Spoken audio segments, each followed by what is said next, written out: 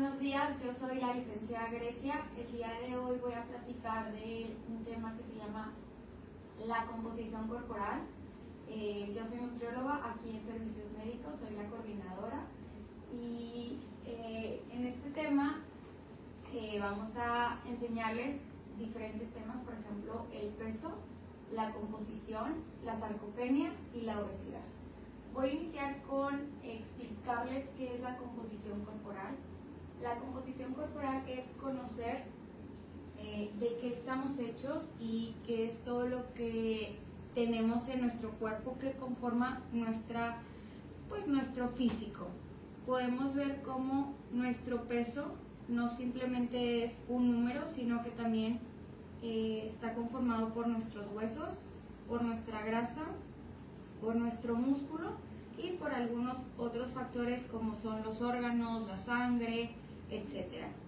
Entonces es importante saber que todo esto va a modificar nuestro peso y nuestra forma en la como nos vemos. Hay diferentes maneras para estar midiendo lo que es la composición corporal. La primera es la plicometría, que la plicometría es un método que se utiliza para medir los pliegues, en donde hacemos tomas en diferentes partes del cuerpo y esto nos ayuda a saber cuánto músculo y grasa tenemos en ciertas zonas del cuerpo y nos ayuda a saber cómo está nuestra composición. Y existe otro método que es el que utilizamos aquí en Servicios Médicos, que es la bioimpedancia. Nosotros utilizamos un InBody, que es un aparato que nos ayuda a saber con un poco más de precisión cómo están todos nuestros valores. Les voy a explicar cómo vemos un resultado y qué significa y en qué es bueno estarnos enfocando. Como pueden ver, este es un resultado de InBody. Me voy a enfocar en la parte principal, que es lo que a la mayoría de nosotros nos interesa. Voy a iniciar con el peso. Si se fijan, el peso siempre tiene un rango. Tenemos un rango bajo, un rango normal y un rango alto. Entonces aquí es importante saber si este peso es el ideal o no para nosotros, que muchas personas vienen preguntándome, oye, ¿cuál es mi peso ideal? Quiero bajar el peso. Entonces les voy a enseñar por qué es importante no enfocarnos en este valor, sino en el músculo y la grasa. ¿Qué pasa? Que si nosotros venimos a consulta y queremos una pérdida de peso, normalmente decimos, ok, quiero perder peso, pero el perder peso significa que perder grasa, perder músculo. Entonces eso es en lo que nosotros nos vamos a enfocar, en que ustedes mejoren su composición haciendo los dos cambios óptimos que queremos, que es enfocarnos en que nuestro músculo se mantenga o intente subir lo más que se pueda. ¿Por qué? Porque esto nos va a mejorar la tonificación, la forma en la que nos vemos, la forma en la que nos sentimos. Y la otra, que es la parte de la grasa, que lo importante de la grasa es que esta es la que esté bajando. Entonces, además del músculo y la grasa, medimos otros valores, por ejemplo, nuestro porcentaje de grasa. El porcentaje de grasa es el impacto que tienen el músculo y la grasa sobre tu cuerpo. Igual existen rangos, un rango saludable para hombre es del 10 al 20% y en mujer es del 18 al 28%. Entonces la idea es que por medio de tu composición, quiere decir que por medio de tu músculo y tu grasa, tú te encuentres dentro de un rango normal de porcentaje de grasa. Este va a ser un indicador de que tenemos buena salud. Entonces, como ya les expliqué, hay varias cosas que van modificando nuestro peso. Entonces, por eso siempre les digo a todos, no hay que solo enfocarnos en el peso, sino en cómo vamos mejorando. ¿Por qué? Porque muchas veces tengo pacientes que llegan y me dicen, oye, es que me pesé en la mañana y en la mañana pesaba 70 kilos y ahorita ya peso 72, pero ayer pesaba 68. ¿Y qué está pasando? Entonces no quiere decir que todo el día yo estoy subiendo, bajando grasa o subiendo y bajando músculo, sino que durante todo el día el peso va variando por múltiples razones, entre ellas el sueño, si ya comí, si ya fui al baño o si no he ido. Entonces, durante todo nuestro día el peso va variando de 1 a 3 kilos. Entonces, por eso es un indicador en el que no podemos tener confianza, sino más bien en cómo está distribuida tu composición. ¿En qué nos vamos a enfocar aquí en consulta? En que poco a poco vayamos mejorando estos valores. Entonces, la idea es que ustedes vengan con nosotros les damos un plan de alimenticio dependiendo sus objetivos, si tienen alguna enfermedad, si tienen algún objetivo físico, y ya sobre eso vamos valorando qué es lo que va pasando. ¿Por qué? Porque como ya les dije, no nos podemos basar solamente en el peso. ¿Qué pasa? Imagínense que vienen una semana y pesan 70 kilos y luego ustedes están pesando constantemente, pero empiezan a mejorar sus hábitos y empiezan a comer más saludable, a hacer ejercicio, a tomar menos refrescos, a empezar a tomar más agua y su peso va a ir aumentando. ¿Por qué? Porque lo que pudiera estar pasando es que estemos aumentando la masa muscular por empezar a hacer ejercicio. Entonces, hasta que no vengan con nosotros y hagamos cualquiera de estos dos estudios que ya les comenté, que es la plicometría o la bioimpedancia, pues no podemos saber de qué es ese peso. Entonces, esa es la importancia de ver qué es lo que nos compone.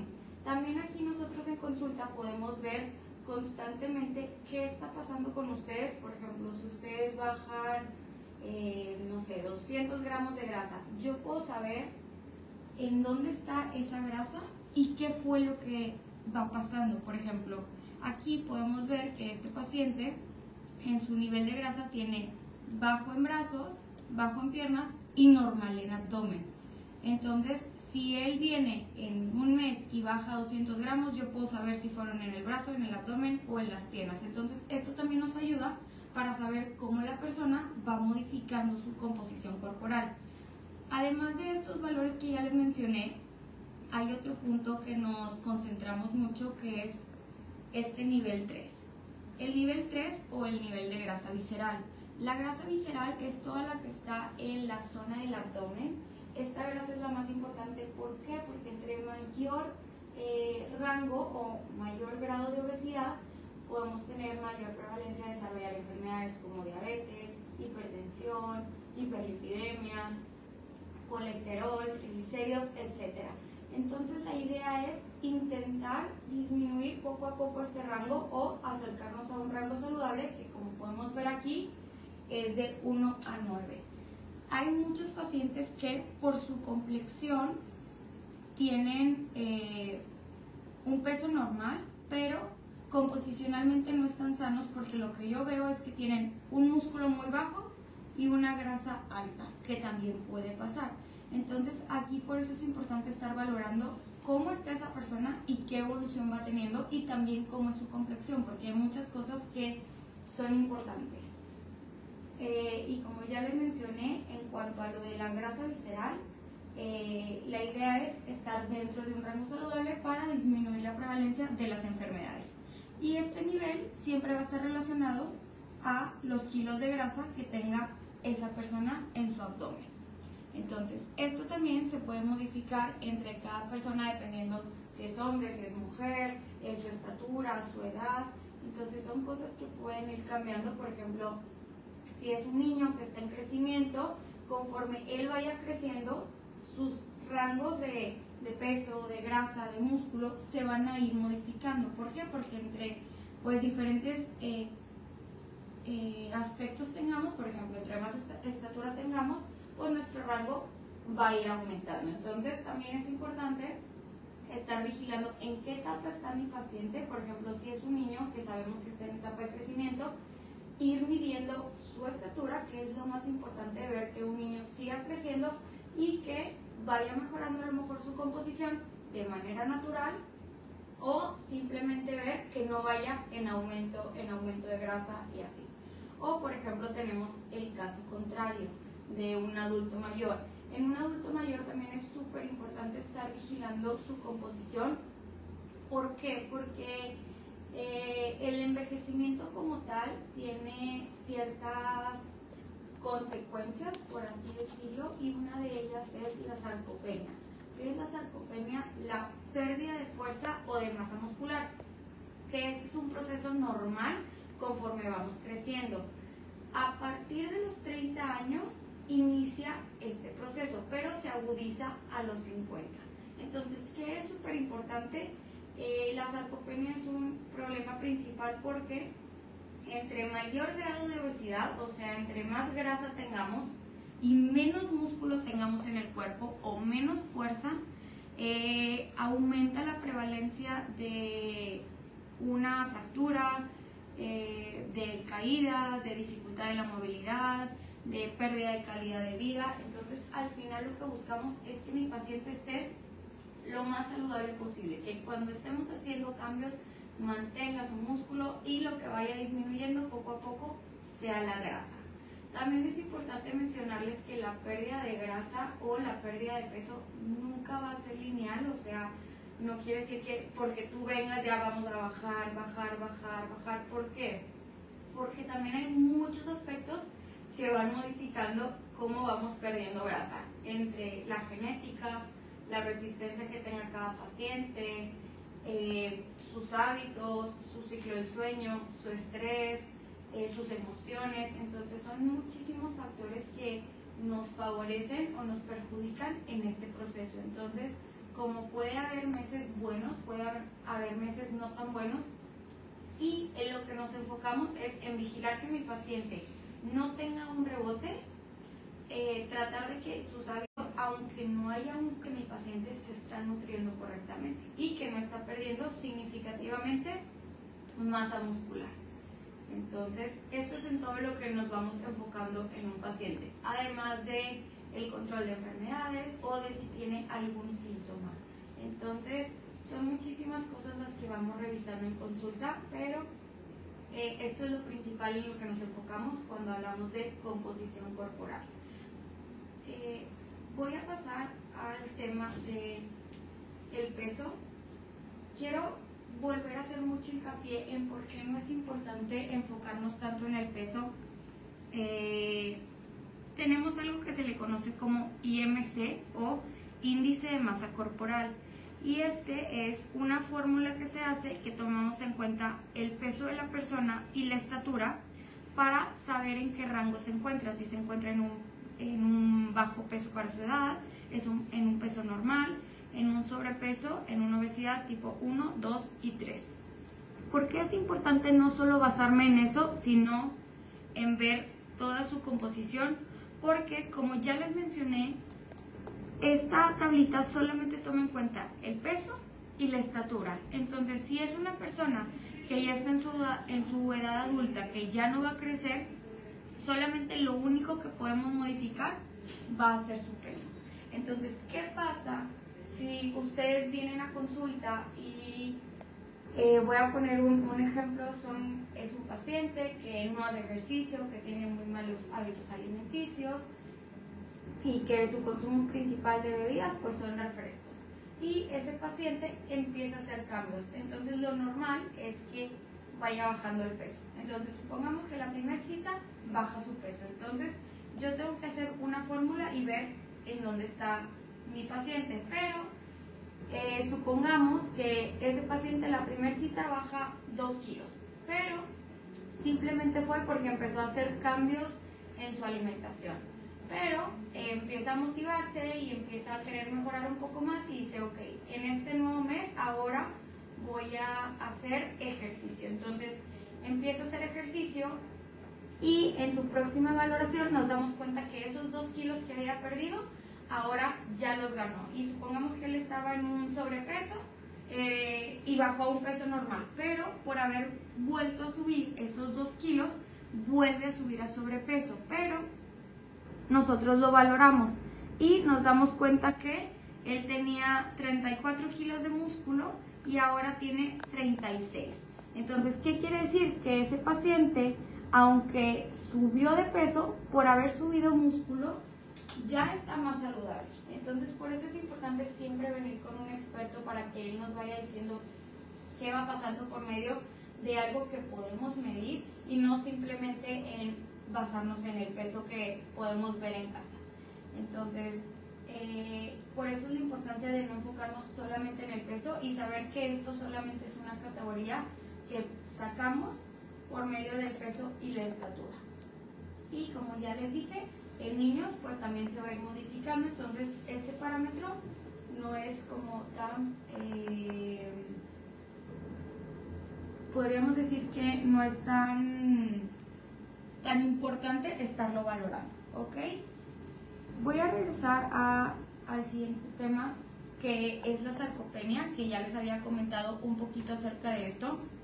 La sarcopenia es la pérdida de masa muscular y de fuerza y está relacionada con la edad.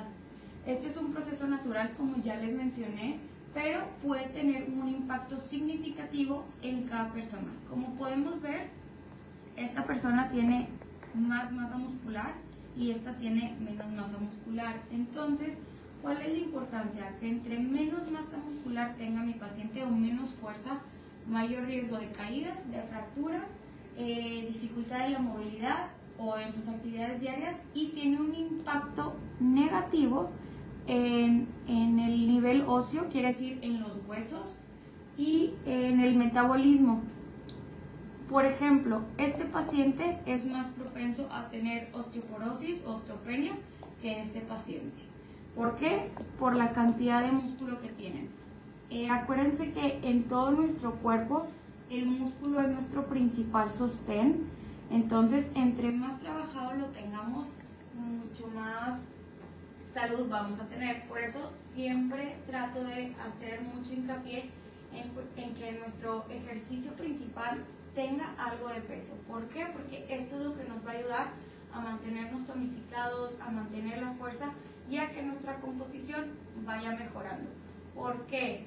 Porque también vienen muchos pacientes a consulta y me dicen, oye, es que estoy bajando de peso y me estoy colgando, o me están saliendo estrías, o me estoy haciendo flácido. Entonces, ese es un proceso normal, pero lo que tratamos de hacer aquí es que la pérdida de grasa sea lo más lenta posible para que el cuerpo poco a poco se vaya recogiendo. Y dos, utilizar algún ejercicio o hacer algún ejercicio que implique el usar mancuernas o el tener algo de peso. ¿Para qué?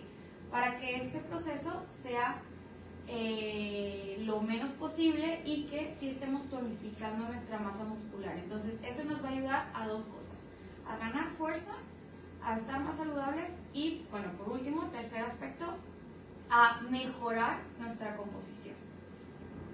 Voy a pasar a cómo podemos saber si tenemos sarcopenia. Existen diferentes maneras, como podemos saber hay 4 diferentes estudios. El primero es por medio de una evaluación de fuerza, que se hace un hand grip, que es un tipo de ejercicio que se utiliza en las manos, y un test de fuerza. Y también podemos saber, por ejemplo, dependiendo los kilos de grasa que tengan hombres y mujeres dentro de su composición corporal. Entonces, esta es una vía para saber si tenemos prevalencia o no sarcopenia. La segunda es la evaluación de cantidad de masa muscular. Aquí se utiliza bioimpedancia tipo DEXA, que nos mide la masa ósea y pues nos ayuda a saber si también tenemos prevalencia o no, o cómo está nuestra sarcopenia. También tenemos la evaluación de la función física, que es en movimiento, es la velocidad de marcha. Entonces este también es un indicador, el medir la velocidad en la que nos movemos. Y por último, pues un cuestionario. Entonces, como ya vemos, existen diferentes maneras de poder medir si tenemos o no este factor, pero también es importante saber que conforme vamos envejeciendo, existe más la probabilidad de caer en este punto. Entonces, por eso es la importancia de entre antes podamos empezar a hacer ejercicio, mucho mejor. ¿Qué pasa si soy una persona de, no sé, 60 años que apenas voy a empezar a hacer cambios? Ahí lo que tenemos que enfocarnos es en ver qué cantidad de músculo tiene esa persona y a partir de la primera cita que viene con nosotros, estar vigilando que no vaya perdiendo masa muscular. Y también hacer la misma indicación de que empiece a hacer ejercicio con fuerza para estar fortaleciendo el músculo que ya tiene. No es tanto la cantidad, sino la fuerza. Eso es lo más importante, la fuerza que tenga mi músculo. Voy a pasar al siguiente tema, o es cómo cambiar la sarcopenia o pérdida muscular. Pues bueno, ya les comenté que es por medio del ejercicio. Hay que también hacer hincapié en nuestra alimentación. Para mejorar la sarcopenia también es importante tener una alimentación balanceada, una ingesta adecuada de proteínas, tener un buen reposo si es que hacemos ejercicio. ¿Por qué? Porque en el momento en el que nosotros reposamos, ayudamos a reparar los músculos, y también consumir alimentos ricos en proteínas. Puede ser vegetales, por ejemplo, legumbres, frijoles, almendras, habas, garbanzo. Entonces, la idea es tener una alimentación balanceada, completa y saludable, como lo pudimos ver en nuestro primer live que tuvimos, que fue en septiembre, la primera semana de septiembre, el primer martes, donde podemos ver que ahí nos hablan de cómo podemos mejorar nuestra alimentación y qué proporción deben de tener nuestros alimentos. Obviamente cada persona es diferente, y lo que le funciona a otra puede que no le funcione a la hermana, al vecino, al primo, pero por eso aquí vamos midiendo cada cita qué va pasando con ese paciente. Y también es importante ver, como ya les mencioné, las enfermedades que pueda tener. Voy a pasar ahora a la parte de la obesidad. Como ya sabemos, la obesidad es una enfermedad de prevalencia en Nuevo León. ¿Qué significa la obesidad? Bueno, la obesidad es tener un IMC por arriba de 30, quiere decir que su peso ya está elevado para su estatura, peso y edad. Entonces, hay que valorar cuánto grado de obesidad tiene mi paciente. ¿Y cómo lo valoramos? Sabiendo qué cantidad de grasa tiene. Entonces, la obesidad, como ya les mencioné, hay diferentes factores en los que nos enfocamos. El primero es ver que mi paciente tenga o no tenga enfermedades. Entonces, existe algo que se le conoce como distribuciones de grasa. Hay tipo androide o tipo ginecoide, o como se le conoce mejor, de tipo manzana o tipo pera. Sabemos que los hombres tienen mayor prevalencia a tener un tipo manzana, quiere decir que acumulan más grasa en la zona visceral. Y las mujeres, la mayoría, tenemos más el tipo de pera, o sea que almacenamos más la grasa, en la zona de las caderas. Entonces, esto también nos va a ayudar para conocer prevalencia de diferentes tipos de enfermedades que pueda padecer mi paciente. Por ejemplo, si tenemos grasa visceral o abdominal, existe mayor prevalencia de padecer diabetes, hipertensión, colesterol, triglicéridos, alguna hiperlipidemia, infartos, etc. Y si mi grasa está más hacia la zona de las caderas, podemos tener mayor prevalencia a tener, por ejemplo, enfermedades como síndrome de ovario poliquístico, enfermedades de endometrio. ¿Por qué? Porque es donde más se almacena la grasa corporal. Entonces, por eso es importante que mi paciente, o que ustedes como personas en un control sano, se estén valorando. ¿Cómo? Por medio de estudios de laboratorio, y estar vigilando si tenemos o no algún síntoma. ¿Por qué? Porque todos los síntomas son indicador de que algo no está bien en nuestro cuerpo. Estos síntomas pueden ir desde dolores de cabeza frecuentes, mareos, visión borrosa, cosquilleos o adormecimiento en brazos, calambres, gastritis, colitis. Entonces, cada síntoma que nosotros tengamos es bien importante estarlo revisando y estar vigilando que cuando yo estoy en un plan de alimentación puede ir disminuyendo o buscar que esos síntomas vayan mejorando, o sea, que se vayan eliminando. Entonces también es importante medir esa parte de mi paciente, no simplemente si va bajando o no de peso. ¿Qué pasa? También hay algo que se le conoce como, bueno, sabemos que el sobrepeso y la obesidad nos da muchas complicaciones, que es colesterol, hipertensión, diabetes, infartos, ya sea del corazón o cerebral, insuficiencia renal, problemas de articulaciones, dificultades para respirar o baja autoestima, o sea, problemas mentales. Entonces, ¿qué tengo que hacer para poder monitorear o mejorar todo esto? Bueno, hay que saber que para la pérdida de peso no solamente es el comer saludable o el bajar de grasa, también influye mucho lo que es nuestra genética, el sedentarismo, nuestra alimentación, nuestras emociones. Aunque muchos no lo crean, las emociones también nos generan muchas resistencias en el cuerpo que nos dificultan en gran parte la pérdida de grasa, consumir alimentos chatarra, la falta de sueño, que también es un factor muy importante que la mayoría de la gente no toma en cuenta, las enfermedades psicológicas como la depresión y una de las más importantes, que es la hidratación y el estrés.